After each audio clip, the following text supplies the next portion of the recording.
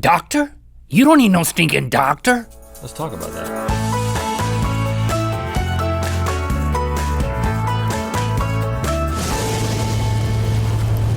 Good Mythical Morning. First off, I want to remind you that if you want to impress all your friends, the easiest way to do that is by watching Good Mythical Morning 24 hours in advance. Go to vessel.com/Rhett Link.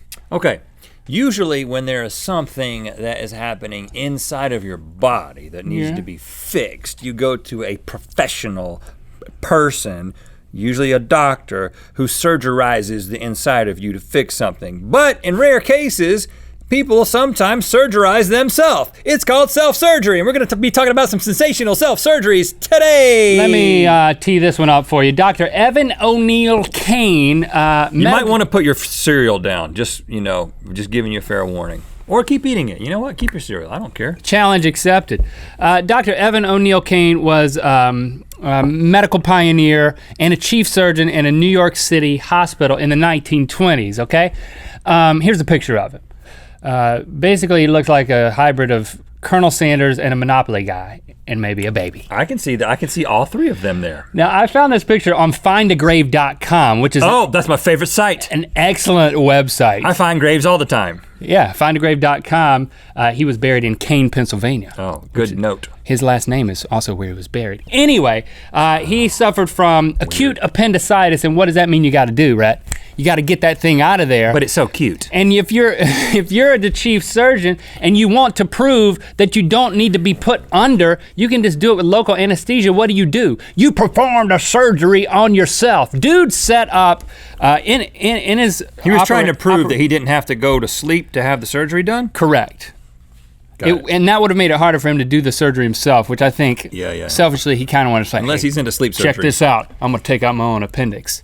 But he wanted to illustrate you could do it with local anesthesia, set up some mirrors, and then got his scalpel, made a large incision, and then pulled the thing out. The thing is, there were 3 other doctors there. Yeah, he's got quite a posse there. In case something went wrong, but he did it all himself because nothing went wrong. Did I mention he only has 9 fingers? You did, until now, you had not said that. Yeah, 2 years earlier, he amputated his own finger because it was infected. You gotta watch out for this guy. Hey, I know, if you're his body. He'll cut himself open in a heartbeat. If I'm his body, I gotta watch out for myself because he's liable to surgerize me. But he is his body. Right. Weird. 10 years later, had a hernia. He was like, I'm gonna fix that myself too. Then he died of pneumonia a little bit later. Well, Link. Couldn't surgery that. You had a doctor, well, I've got an artist. That's right. Artist and scientist, Amanda Fielding. A little less qualified right off the bat. Back in 1970, she was suffering from what she called a strange condition where she was exhausted all the time. Okay. I think I may be also suffering from this. So she was sleepy. No, she was exhausted. Okay. She was. Okay, dude. There's a difference, Link. There's a difference. All right, man.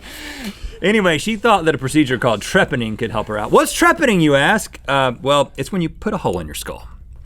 And this sounds crazy, but we've been doing it for a long time, us humans. Well, you can't say, this sounds crazy, but. There should be no but. No. Going back 10,000 years, you find 10,000-year-old skulls, they got holes in them. In the Middle Ages, this is what they did. You had a problem, they put a hole in it, said, Sir Timothy's having trouble, drill a hole in his head. They did it in the Middle Ages. They've done it all throughout history. It's kind of like still happens. Parallels with like bloodletting kind of a thing? Well, meaning that it probably doesn't work? Yes. But the modern the modern understanding of this, according to Amanda, is that when your heart beats, the blood pulsates in your brain, and the skull is hard after you're an adult, and so it can't fully pulsate. But if you put a little hole in there, it's like letting a valve out.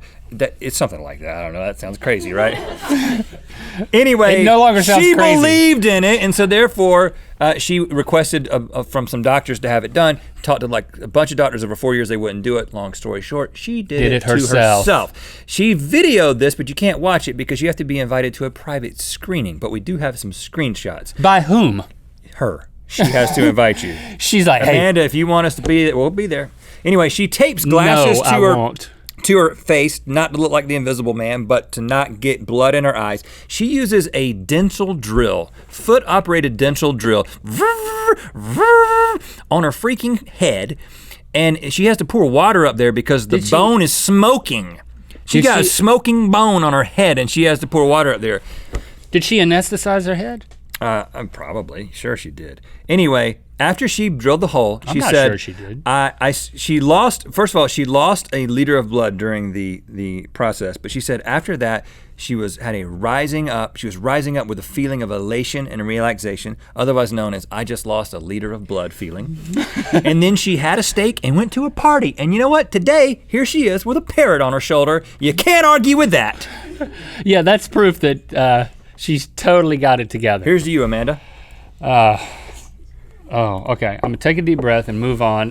Let's take a trip to rural Rio Taleo, Mexico in the year 2000. So I'm traveling in time. But not too far. Not too far, we gotta keep it close. 40-year-old Inez Maria, You should have practiced that. Maria. Just say Inez Perez. Because Inez I see the first one. Perez is her last name. She was pregnant with her 8th child. Now, that means she's like a pro at this, right? She's had a lot. Well, she's also evidently tired of it. She goes into labor at home, 12 hours labor. She's still in agonizing pain, no baby in sight. She decides to resolve the situation herself. You can guess what happened. Yeah. Well, step 1, 3 glasses of hard liquor to sedate herself. Oh. Well. And then she grabs 15 centimeter, that's a 6-inch knife from her kitchen, and she starts sewing a vertical exit wound for the baby. Vertical? Vertical.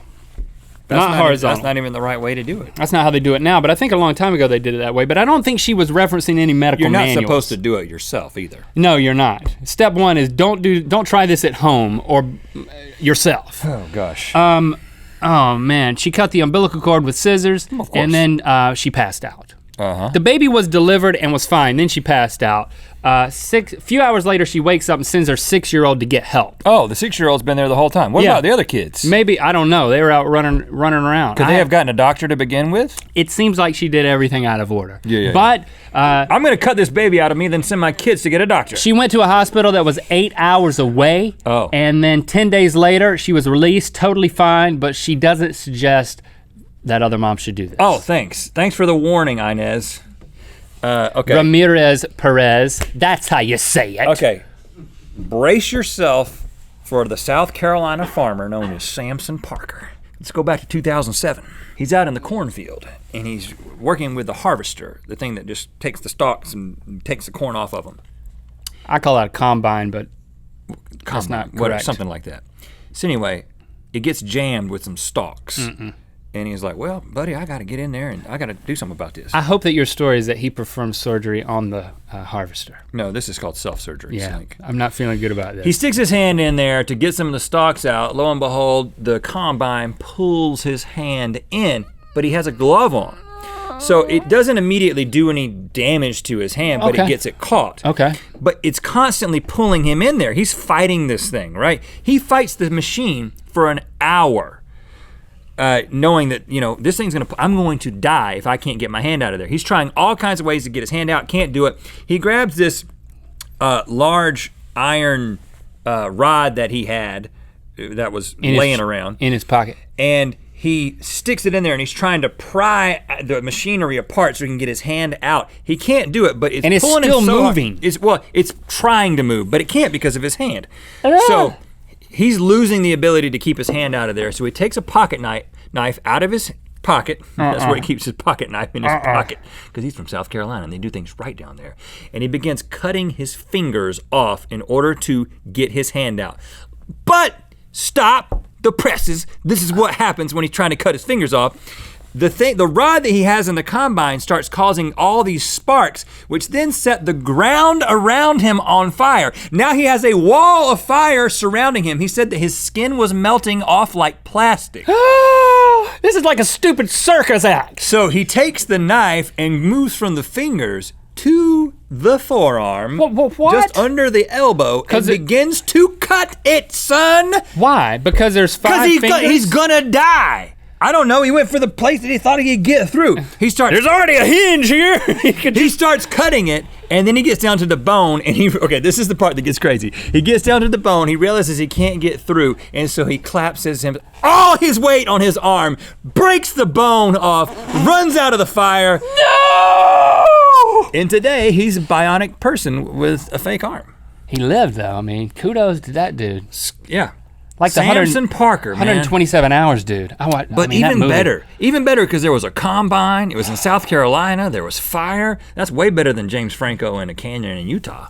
And there were people going by on the interstate just waving. Why is he standing on the interstate in that picture? Look at him. There he is. It's like, here I was on the interstate. He's so close to his machinery. Hey! Look at him keeping that stuff running. Oiling it up. Oh my gosh, man. Can I just take a breath? Congratulations to all of you who performed surgery on yourself and lived to tell the tale and got featured on Good Mythical Morning. But I do not recommend doing any of the things that we have described in today's episode. I do recommend liking and commenting on this video. You know what time it is. Hi, I'm Tyson. And I'm Cameron. And we're from Fairfield, Texas, and it's time to spin the wheel of mythicality. Imaginary studies show that all liquids taste 10% better in Good Mythical Morning mugs. You can get yours at rhettlink.com/store. Click through to Good Mythical Morning. We will share our own personal surgery stories. Oh man, I had one surgery twice. That was a nightmare. Link can only say fish. So what you want to eat for lunch today? Fish. Okay, where do you want to go? Fish. But where do you want to get the fish? Fish.